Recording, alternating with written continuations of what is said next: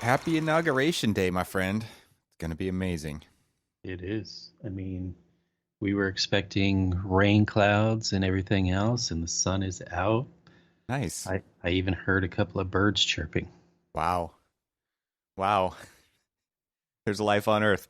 Yeah, we were supposed to get a bunch of rain overnight, and we got zero rain overnight, which is typical, Southern California.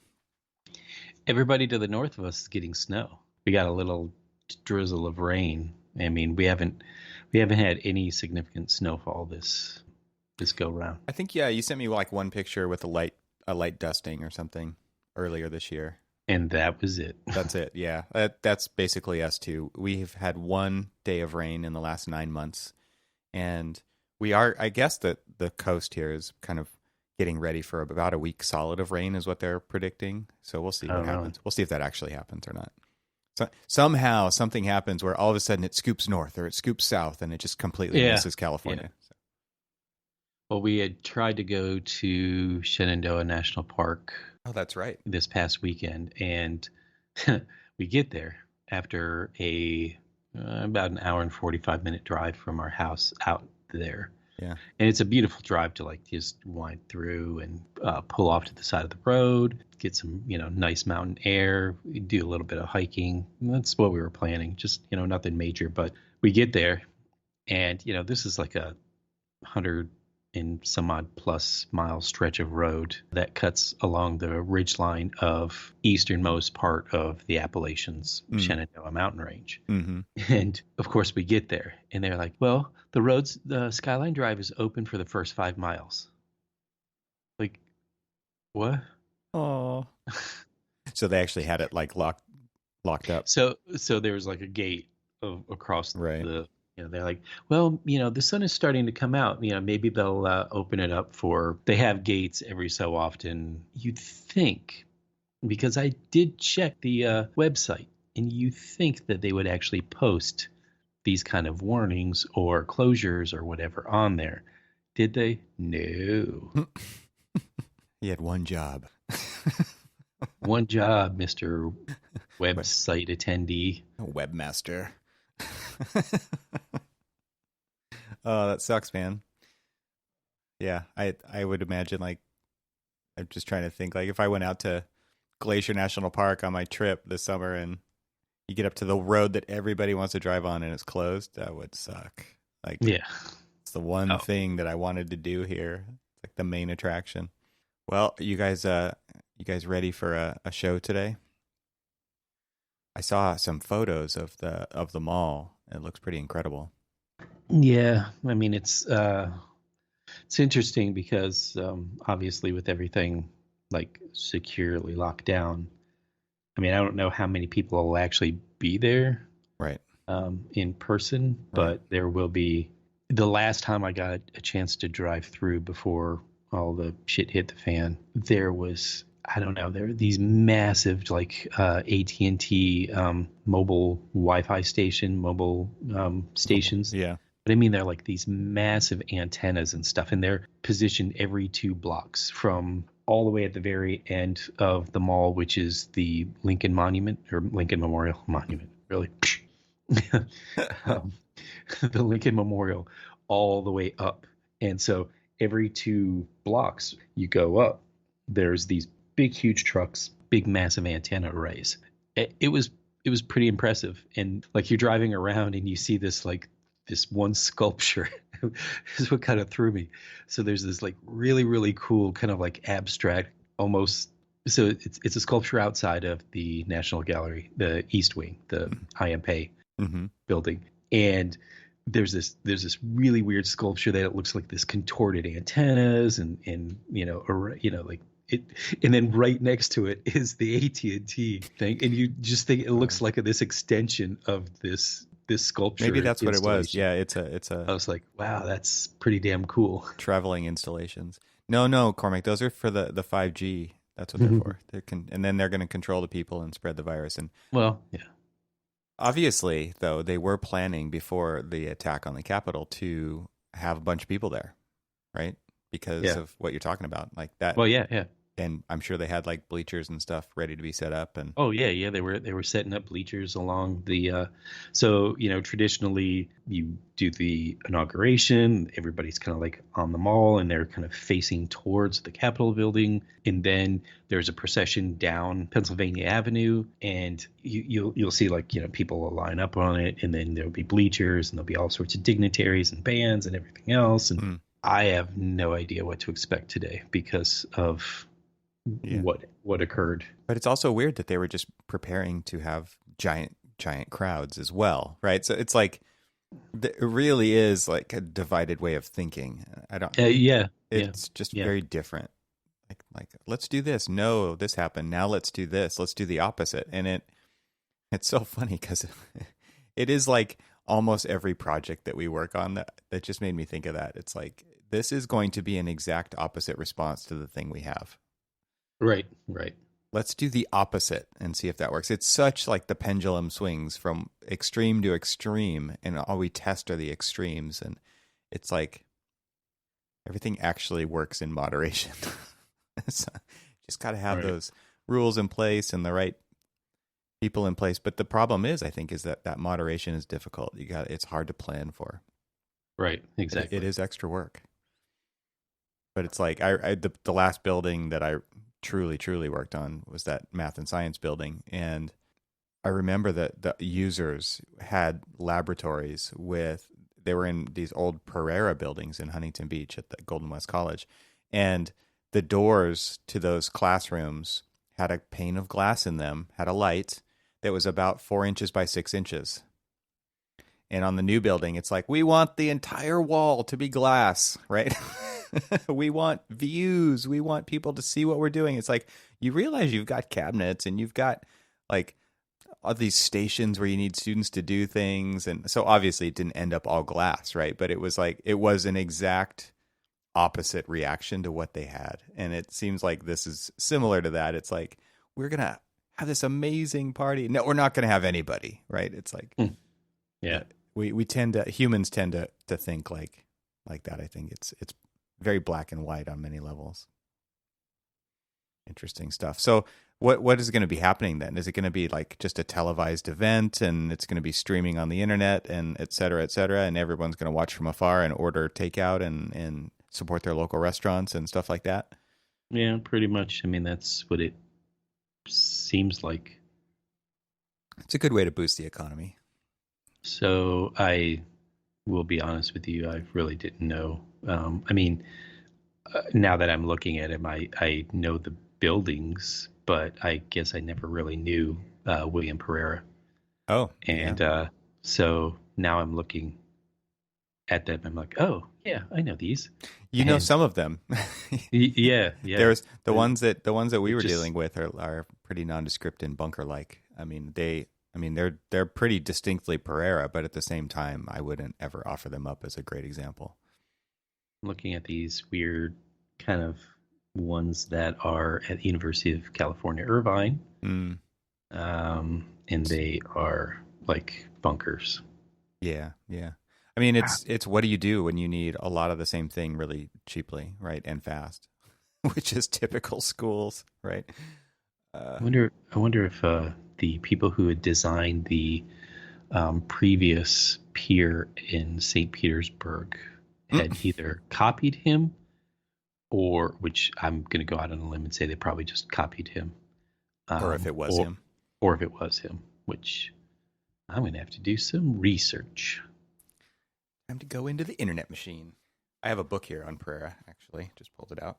And on the cover is the Geisel Library, which many know who Dr. Seuss is. I believe I've heard of him once or twice. Yeah. If you could have worked that into a rhyme, that would have been amazing. I totally was like, damn it, I missed my opportunity. Yeah, so that's the University of California at San Diego, and I've been in that building. It's like a tree house. It's really amazing on the outside. I don't think it's very amazing on the inside. It's not as successful. The floor-to-floor height is not very big.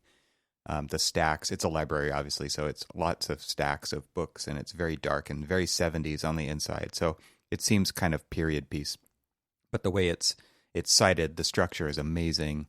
And then other buildings like Transamerica Building, and he's worked on some pretty amazing concrete structures over the years.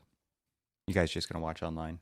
It seems today today's gonna be a low output work day because all eyes are gonna be on this, which they should be. This is a huge event.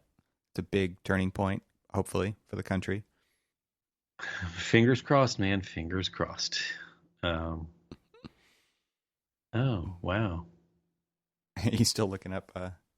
Bill Harvard designed it. So one of the longest, or one of the oldest architecture firms in St. Pete, Florida, is Harvard Jolly and Associates, and started by William Harvard Sr. And I knew William Harvard Jr., and he was the one who designed it. Connection. Nice. Interesting. I still feel he probably, maybe flipped through a Pereira book once or twice. Oh, yeah, of course. My gosh, I mean, looking at some of the things, and I don't know if you've, are even remotely familiar with the inverted pyramid pier in St. Petersburg, but nope. It was very much, it has a very kind of a watered down Pereira feel to it. It's not as expressive in kind of just the concrete expression, we'll call it that, was a lot cleaner, clearly, in Pereira's buildings. And this pier, which what's funny is that this pier, which has been controversial over the course of 100 plus years, 1889 was when they had like the first pier out there, which was kind of like the end of a railroad. And they had then, they'd gone through so many different, this one, it was called the $1 Million Pier, which guess how much it cost? This is like the $6 million man. Exactly. How much should we make him worth? $6 million has a nice ring to it. $6 million. It has an X. It has an X in it, so it's a very powerful word. Yeah, and so they had this kind of, it was a very beautiful Mediterranean revival. Then when that started to fail, they had replaced it with what was called the inverted pyramid. It was built on the same pier as the other one, and so now we're talking about like 100-year-old pier, like the actual pier structure with a building on top, and this building on top was to the point of failure. I mean, my previous firm that I worked for in St. Petersburg had done a lot of like interior renovations and things like that to it, and we actually took a boat and we went underneath the pier and to see the condition of the pier underneath, and they kept trying to put Band-Aid after Band-Aid after Band-Aid. Oh, yeah. It really needed to be demoed. It really, really needed to be demoed. Start over. Yeah, and I've already put my foot in my mouth one time about the new pier, but I will save judgment until I get a chance to see it. Yeah, probably a good idea. Which you know what? But it wasn't the pier we were promised. Let's just say that. That's true. True. What's interesting about Pereira's stuff is that there's definitely no style that's consistent. No. I mean, going from these bunkers that we're talking about to Geisel Library to Transamerica Building, which is pyramidal, right, to the LAX theme building, which is completely different, more, I don't know, Jetsons, Googie. It's hard to determine style for that one. But it's kind of a saucer shaped with these legs coming out of it. It's if you look it up, LAX theme building. Yeah, everybody, yeah, it's the iconic LAX restaurant. Sorry. I was still looking for the Geisel. Oh yeah. The Geisel is iconic as well. I mean, so definitely iconic. Maybe there's the theme, but it's not. There's no visual kind of continuity other than material. I think between his building, there's some that you can pull apart. Like there's some inverted pyramids. There's some regular pyramids. It's very strong geometries, but I wouldn't say that. I'm looking at the Jack Langston Library at UC Irvine. Yeah, and I mean that's very Jetsons to me. And even the LAX building. What is it? The Transamerica Pyramid. Right. Then we'll have to put this and then link the in the Geisel show Library. notes. Yeah. Geisel Library. Come on. I have some photos of it that are just it is an incredible thing to walk under. That is one of the things I love about that kind of a building. You know, there's several of them in this area, like Disney Concert Hall is another one where you're walking through it and under it, and it's not like you're walking along a sidewalk next to it and then it just juts out of the street. It's like it encourages you to explore the space in which it inhabits. And I think that's just an amazing way for buildings and people to interact. And it really, I think, opens up the opportunities of architecture and space that most people don't consider when they think about buildings, right?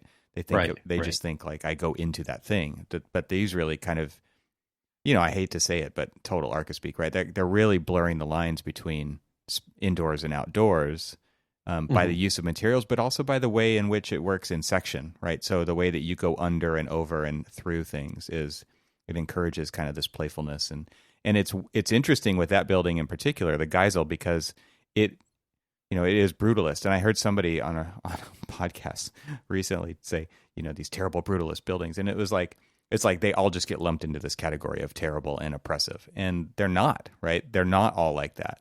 And not only that, but it's, you know, it's a construction technique. It's not a visual style necessarily. So it's interesting to see, or experience, I should say, a project like that where you see it in photos and it's definitely intriguing, but when you go visit it, it's something else entirely. Yeah. Pretty cool. You know, it was funny is, so my son had taken this past semester, he had taken a architectural history course. Oh, cool. And it was I hated those courses, but now I would be like all over it. Oh, you know, and that's the funny thing is like when we were there, I mean, I slept through most of those, unfortunately. Yeah. Studio is so brutal. There's only so much time in the day to sleep. So exactly. That class was it. You turn out the lights, turn on the slideshow with the monotone droning voice of Art Hacker at Cal Poly Pomona. Yeah, I'm going to sleep now. And this is the Geisel library. Yes. And you're like, yep. Oh, drooling on the desk, yeah. But he like, you know, came out and he, you know, was talking to me one time. He's like, why do people hate brutalism so much? I find it actually pretty interesting. And that was like how he had opened the conversation. It wasn't like, you know, no preface, anything. Just it was jumps just like right into it. Launched right into it. You know, why do people hate brutalism? And so, you know, it's interesting is because then we were driving through DC and looking at some of what I call like federal brutalism. And there's such this wide range of buildings as you go down there just off the mall, you know, in like, you know, like you can look at like the FBI building, which is one that blurs the line of like, to but still interesting. Yeah. But still interesting. Mm-hmm. To things like, you know, like the Department of Education, and then a couple of other buildings that are just like amazing. And they're like, you know, up on a pedestal and they're very light and airy. It's something very similar to like the Geisel where, you know, it's up off, you know, it's the mass of the building is held up off the ground and it only feels heavy because of the concrete material. But, you know, you wonder if it was made with something else, would it have felt like, you know, lighter and kind of floating? It's foam with a light concrete exterior.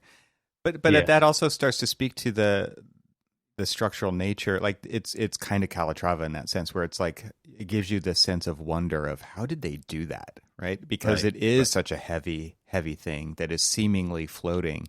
And to be able to pull that off and convince a client that this is the solution for your campus or whatever, it's oh my gosh, how did that happen, right? Like there's the outcome of it and the brilliance of the design and the structure and working hand in hand with the engineers to make it happen. But that, how did it even become an option? Is what I want to know, right? Like that is the behind the scenes reality show I want to watch when it comes to this stuff. You know, it's funny because, you know, if you look at like maybe the explosion of campuses in probably around the late 50s, early 60s is where you see those buildings occur the most. I can give you an example of like the building that we renovated at WashU was a early 60s brutalist building. They just absolutely hated it. They wanted to do whatever it took to, like, it didn't fit with their campus aesthetic, which I'm not quite sure. I mean, their campus aesthetic is a collegiate Gothic, and here they've got these actually four massive. They were, concrete and stone brutalist buildings, and and I found something, pretty intriguing about them, but for some reason they had a very kind of like hands off. They hated those buildings, but I think the users generally do. Special. The campuses generally do hate them because they're so hard to modernize with the times, right? Oh my gosh, yes. Everything is in a wire mold. Everything's in a conduit. Everything's strapped to the outside. You can't put anything in the walls. You can't hide it. You can't make it pretty. You can't enlarge openings to put windows in because there's rebar and everything. And yeah, I get it, right? It's not but like they do that on new buildings either. They really don't. They just strap stuff to the outside. They do whatever's fastest and cheapest, but they see it as like these Band-Aids over time, kind of like the pier you were talking about. And it does. I can see how it gets old. And then there's like the architectural historians who are like, save the buildings. They're worth we can never get rid of this heritage. And it's like, well, times do change, and we kind of like, so you can see both sides of that argument, right? Yeah. Totally. Yes. Yeah. But like you guys said, you stripped it down to the bones. Then stripped it clean. And then you go back and you put all that stuff in right, because you don't have to worry about, it's not just a Band-Aid. You got to think for the long term, and you can run new chases, and you can run new soffits and ceilings and plenums and all of the things that hide all of the crap that nobody wants to see. Well, that would be the goal, yes. Yes. Until you get in there and realize that they decided to do a floor-to-floor height of 11.6 with waffle slabs. Yeah. And, you have this extraordinarily deep system that you can't do anything in. That you really can't do anything. Because it's just pockets, right? It's like, individual coffers that you're not going to make stuff go up and down and up and down and up and down.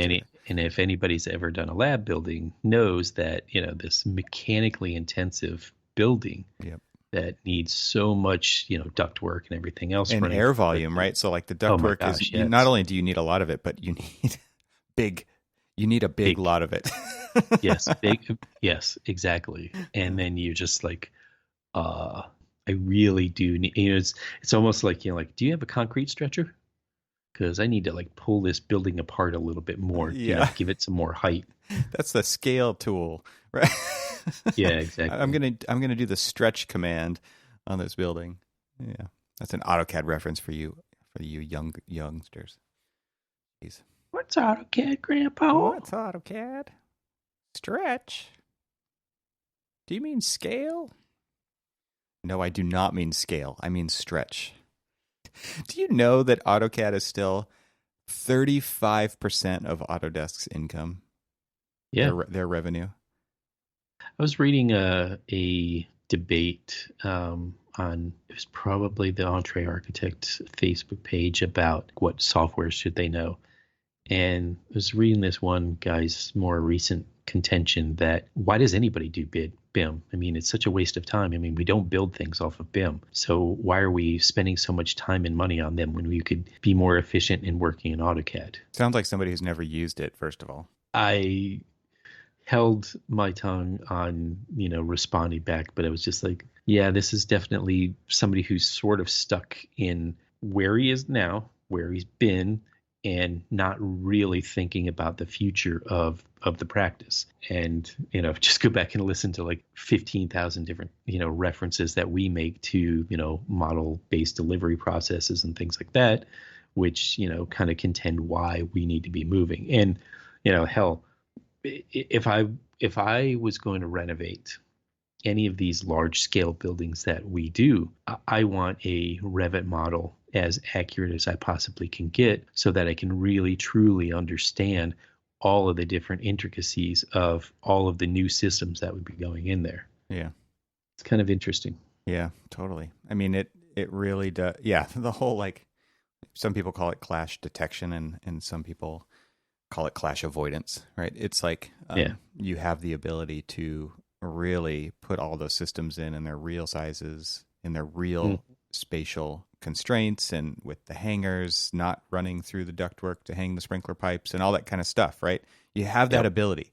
Does it mean people use it? No, it does not, right? It gives you the tools. It doesn't force you to use them. And it's interesting because I'm looking at a similar graphic that a friend of mine sent me, I think it was yesterday, talking about practicing architects, which software, what's the primary ones used in their office. So this was a poll. So it's just a poll. It's not a scientific study or anything of over 500 practicing architects. Yep, you're right. Entree architect community.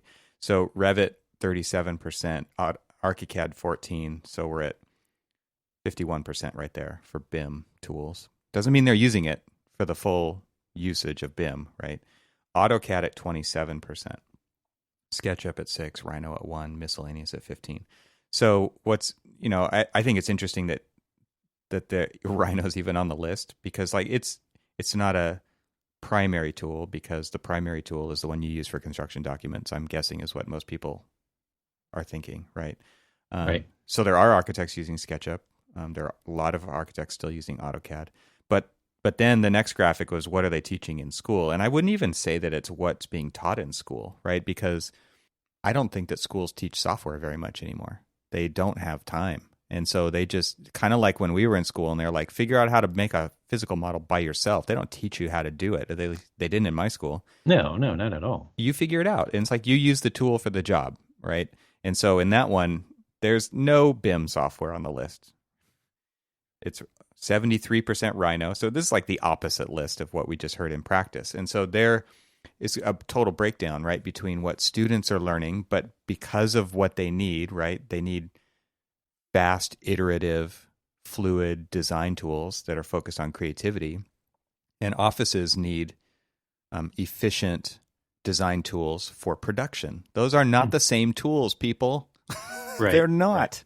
And they likely never will be because nobody can do all of those things really well. And I'm glad they're not because if they were, it would suck. Like, the tools would never get, like, it's like Revit now. Like, everyone's complaining that it doesn't get updated. You know why? Because everybody uses it. And AutoCAD just gets your money. Or not AutoCAD, Autodesk gets your money. So now they're looking at other markets like construction because they've got all the architects' money. Right. Like they've got you locked into that subscription. There's no incentive to change it and make it better. Where are you going to go? There's nowhere to go. Got you by the, you know what? So and let's be honest with you. I mean, how many people truly use it to its fullest potential anyway? Oh, the true potential of BIM is nobody. No, I shouldn't say nobody. Rarely is that surface scratched. Exactly. Yeah. Exactly. Quantity takeoffs, fabrication, like it's still just used to produce drawings. And that's why it's not a fundamental rethinking of how we can do what we can do. It's just a further sharpening of the drafting pencil.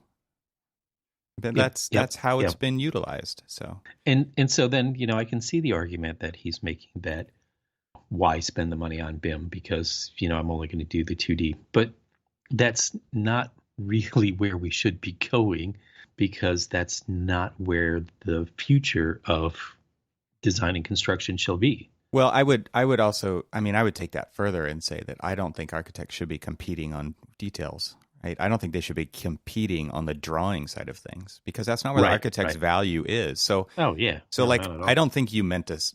I don't think you meant that with what you were just saying, but I also think that we need to have a fundamental rethink because look at Eric Reinholdt's work.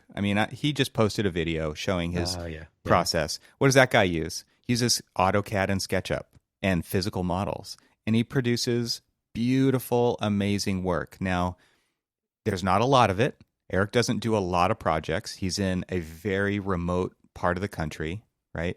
He's in by Acadia National Park in Maine. He's on an island in Maine that, what do you even do there in the winter? You make YouTube videos, right? Like Eric does.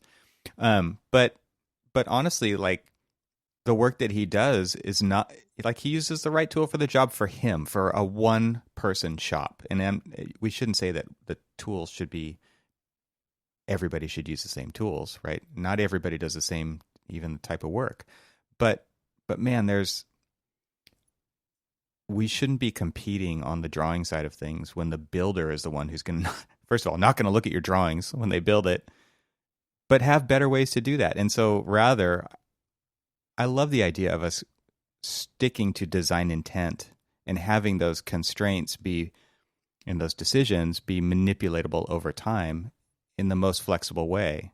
It's such a hard problem to describe and to solve. I'm not trying to do that right now, but there's a much larger stance to take here, which is where is the value of an architect, and is it in that thing that we produce? I tend to think it's not. But we're stuck by our own doing making that stuff. Right. And I think this is where newer delivery models have really tried to solve that, like IPD, right?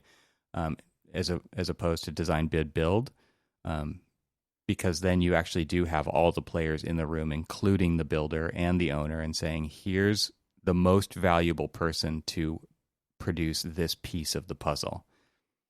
Because not everybody can produce the entire puzzle. You're just redoing you're doing work that everybody else is doing. Why do that? You need to do your piece of the puzzle.